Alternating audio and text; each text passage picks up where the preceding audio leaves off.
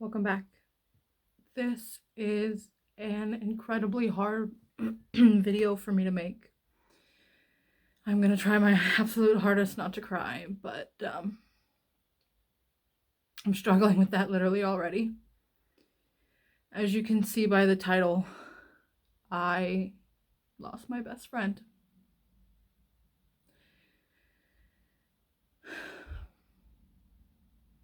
My little dog Ted was very suddenly taken from us. That's what the hardest part about all of this is, that it was so sudden. He was such a happy, healthy, well-adjusted dog. Unfortunately, he was mauled by a stray dog and he succumbed to his injuries at the vet. The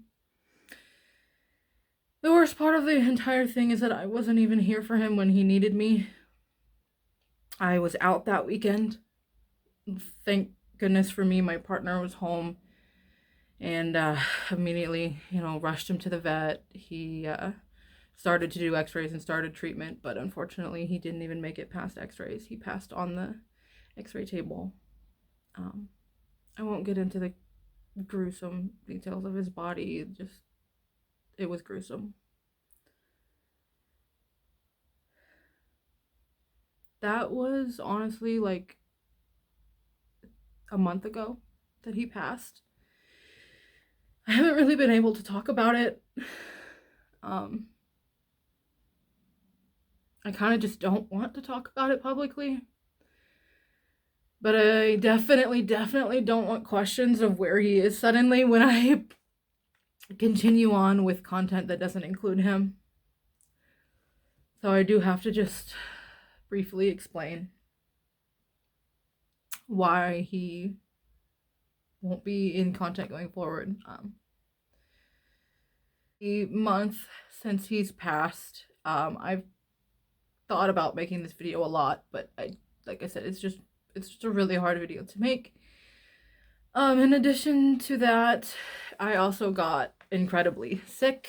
I was already incredibly sick in December, and then I got incredibly sick again in January. I think it was just all of the stress and, negative conditions for my body, and I got incredibly sick, got bronchitis for a couple of weeks, and I honestly am like a little bit grateful for that.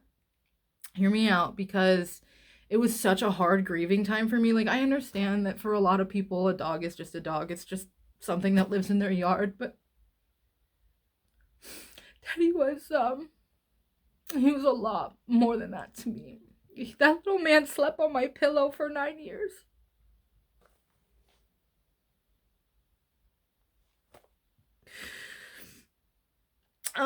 So me and him had a very, very, very close relationship. Like I said, he was with me for 9 years. So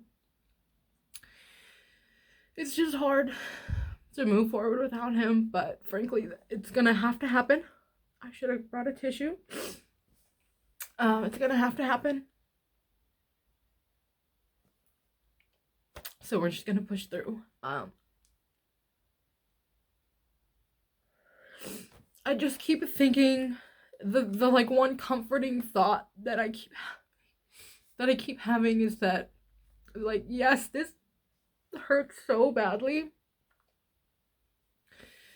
but I would absolutely go through this over and over and over and over and over 100 million times in order to give Ted the happy life and all of the fun, happy experiences that he had even just once. So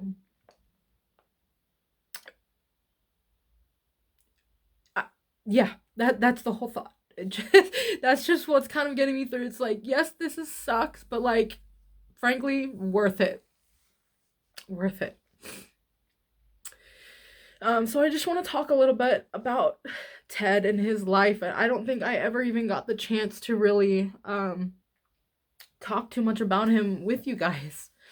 We haven't been on YouTube that long. So basically, I had one dog already, Chi, and I was out walking him one day, and this tiny little, I thought brown, okay, I'll explain, I thought brown dog ran up to us, and it looked really, really disheveled and sick and awful.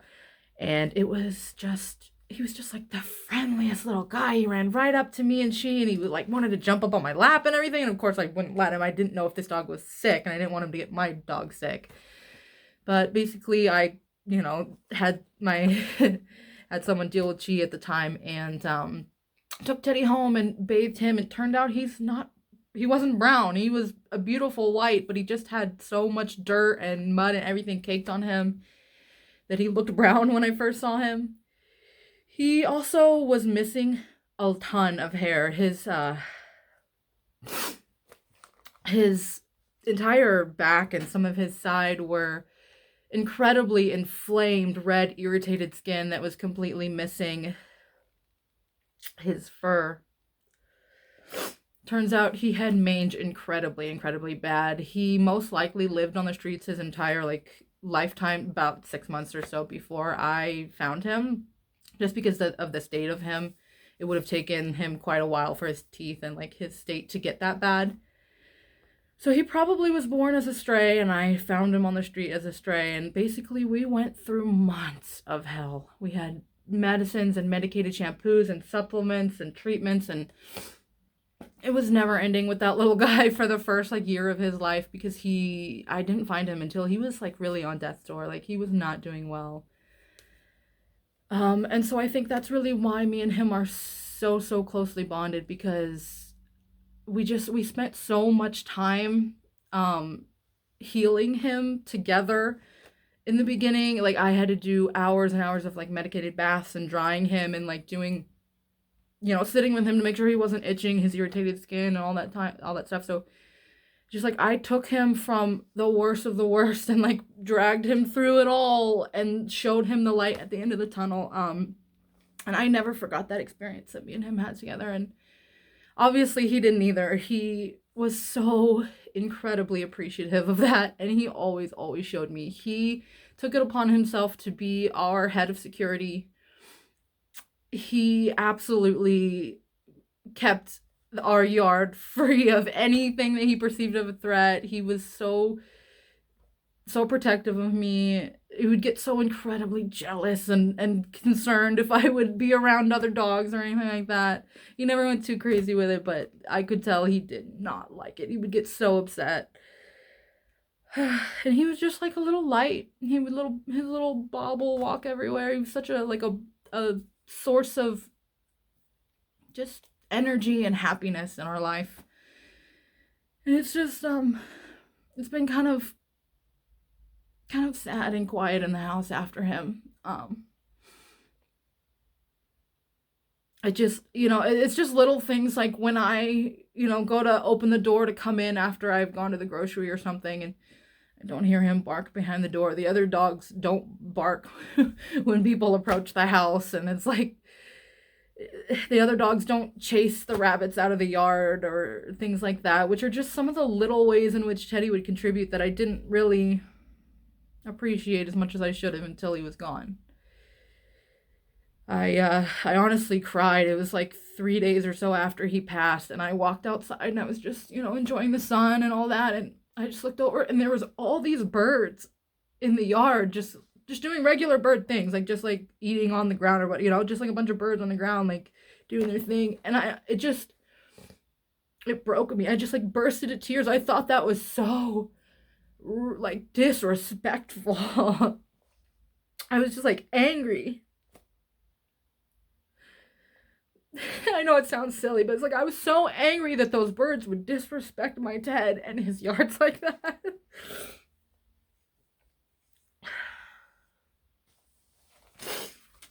So Ted was an amazing companion to Chi, especially the whole pack, but Chi in particular. Those two were just inseparable, and so I feel especially sad for Chi, and I can see some behavioral changes in him in the last month.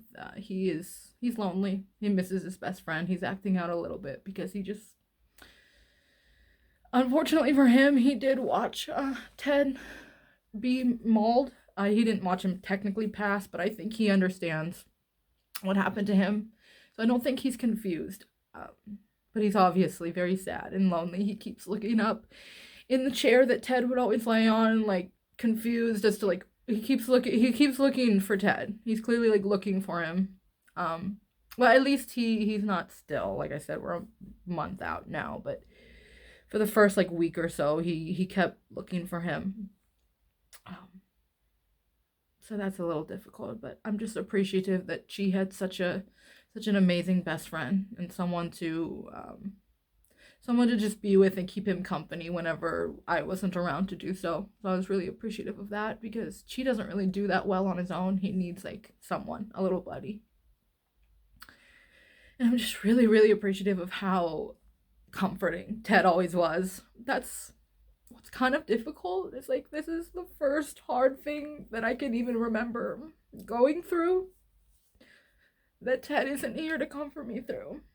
So my point is it's just really difficult to go through something sad without my usual little comfort. The way he would cuddle his little face into me, and that's the thing, is he kind of knew when I was upset. Like the other dogs, they'll come and sit with me, but they demand some sort of pet or attention to do so. Teddie, he just wanted to be with me. He wasn't concerned about himself and him getting pets and him being comfortable. He was there to comfort me, you know? So I always really appreciated that about him. Ended up having Ted cremated, and I'm just gonna keep his ashes in a little memorial here with me.